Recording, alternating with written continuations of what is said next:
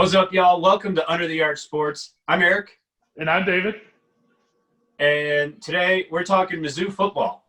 Before we get into it, make sure you subscribe to our YouTube channel and find us on Facebook, Instagram, and on Twitter. So the season's upon us, finally.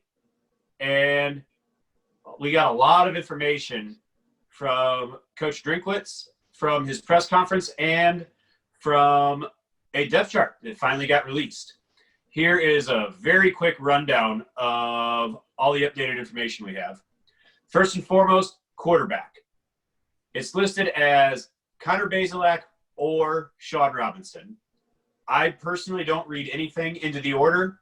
It's alphabetical. And I don't think Bazelak being listed first means anything. Now, tight end Brendan Scales. He's got a history of foot injuries. Due to that, he is now medically retired, so he will no longer be playing. Offensive lineman Hiron White, one of the few offensive linemen with a lot of experience. He is out for the year with a shoulder injury. On the offensive line as well, Phelan Robinson, sophomore, has opted out of the 2020 season due to COVID concerns. Moving over to the defensive side of the ball, Jatorian Hansford, the defensive end, he is out for the year. He also is out with a shoulder injury. Defensive end, Ski Martin, he has a knee injury. He's going to miss the Alabama game, and he's questionable for Tennessee the following week. Trajan Jeffcoat, he had been off the team.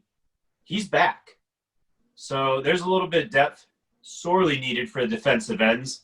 He's not listed on the depth chart. I think that's just one of those deals where once he gets enough time back in practice and he gets back into football shape, I think he'll be back first, second team, and in the regular rotation. Also, Ennis Rakestraw. He is the freshman. If you remember Coach Drake losing his mind in the recruiting video that went viral, that was over his commitment over Alabama and Texas. Well, Rakestraw is listed as a starter at cornerback over Adam Sparks. That is very encouraging because Adam Sparks, while he hasn't been spectacular, he's been a solid starter for 3 years. So for Rakestraw to come in and start over him day one is very impressive. And finally, instead of 12 players being out for the Alabama game due to COVID concerns and contact tracing and positive tests and what have you, that number is 7. We learned Tuesday that 5 of those tests were uncertain. So during the period of uncertainty, they treated them as positive. After further analysis or review, whatever medical thing they had to do with those tests, they now know that those tests were negative. So that's 5 fewer players that will miss the Alabama game. Now, speaking of Alabama, let's take a look at our season predictions. First game, Alabama. David, it's going to be rough. There's no getting around it. Alabama is loaded. Doesn't matter if it's game 1 post-Tua. If Missouri keeps it within 20 points, it'll be mildly impressive. Yeah, I'd have to agree with you. We know our offense is going to struggle because we're under a new coach. Our offensive line isn't the strength of the team at the moment, and they just haven't had much time to gel and practice together. Defensively, that might be the strength of Mizzou right now. However, again, like you said, against Alabama, I think they're just going to get worn out as the game goes on. And like you said, if we keep it within 20, I think that will be a win on Mizzou's side, just staying competitive and gaining experience there. Moving on to our next game, it's against Tennessee at Knoxville. I believe that this game is going to be another loss. However, I think it's going to be a much, much closer game. Defense, again, will keep us in it. It's just a matter of how well our offense gels and gets going. Yeah, if the game were in Columbia, I'd think about picking Missouri in the upset. In Knoxville, can't do it. Second half of 2019, Tennessee seemed to figure it out at least a little bit. I know we've been saying Tennessee's on the verge, or they've got it figured out, or they're close. We've been saying that since 2008, but they're further along than Missouri is, if we're being real. Now, following week, at LSU. No Joe Burrow, no problems for LSU either way. It's not gonna be win one for Mizzou. Same issues as Alabama that I stated. Just don't know what we have on offense. Our defense might be a strength, but without offensive production, I don't see us going anywhere in this game as well. I have it as a loss too. Next game would be against Vanderbilt, and that one is at Mizzou. This is the first game I have us chalked up as a win, and we should win this game. And hopefully by this time we have a better idea of what the offense is going to do. Again, the strength of our team is going to be the defense, and I think that's what inevitably is going to end up winning this game for us. We're looking at week 4 now, so I believe at this time you're going to start seeing some strengths of not only the offense but the team, and then we'll have a better idea of how well Drinkwitz makes adjustments as the season goes on too. Yeah, you're right. You're right on a couple of things. First off, you're right that by the 4th game of the season, the 4th game of Coach Drink's tenure, people are going to at least think they have a good idea, and there will be people calling for Drink to get fired on the message boards, I'm sure. But back to the Vanderbilt game, I'm with you. Missouri's defense is talented, and even if the offense is terrible, I feel like Missouri's defense is good enough to carry a win over Vanderbilt. So after that, a trip to the Swamp. And Dan Mullen's got Florida back to not quite where they were with Urban Meyer and Tebow, but getting closer to that level. It's going to be hard to go to the Swamp in Gainesville and get a top 10 win on the road. I don't see it happening. Yeah, I'm along the same boat. I mean, again, it all comes down to I have no idea what our team's going to do offensively. And until I see them play a couple of games, I can't give us a win in this game at all. However, the next game, Kentucky, I think we can pull this one off. This one is at home.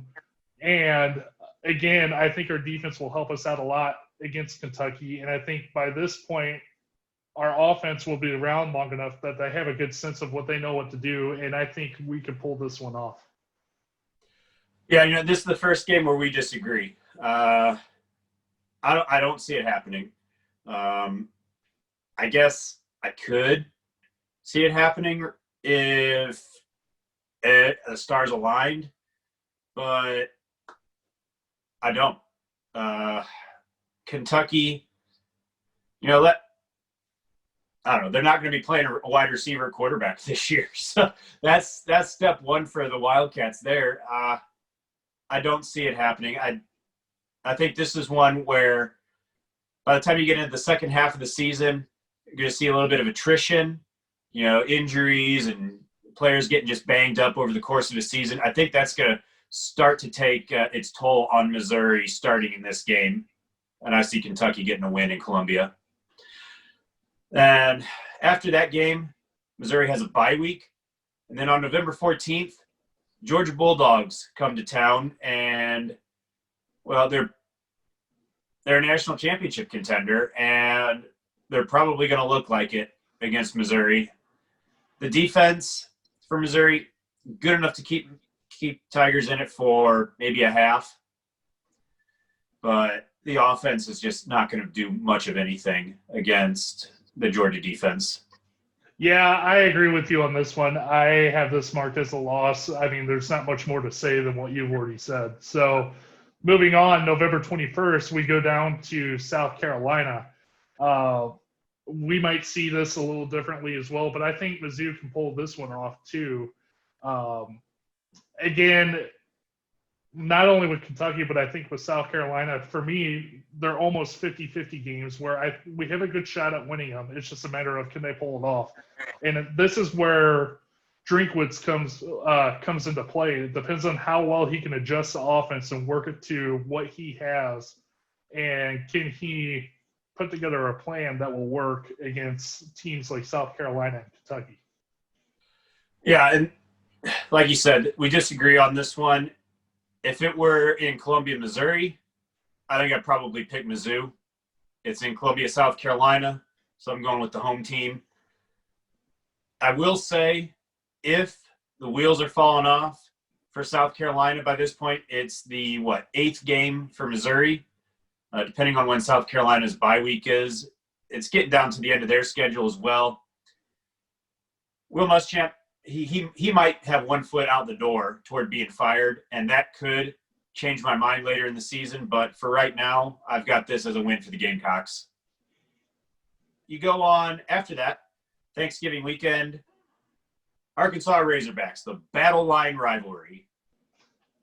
Well, no matter what happens with Missouri, Arkansas is still Arkansas. Mizzou wins. Yeah, I agree with you on that one. I have this as a win too, and I think it will be nice to get a win over Barry Odom because remember, he's the defensive coordinator now. Absolutely. So in that essence, I'm kind of looking forward to this game because I think we'll win this one pretty hands down. Finally, our last game of the season is December 5th against Mississippi State. And again, I feel like this is a win for Mizzou as well. And even though this is at Mississippi State, at least we don't have to deal with the whole stadium with cowbells. Yeah.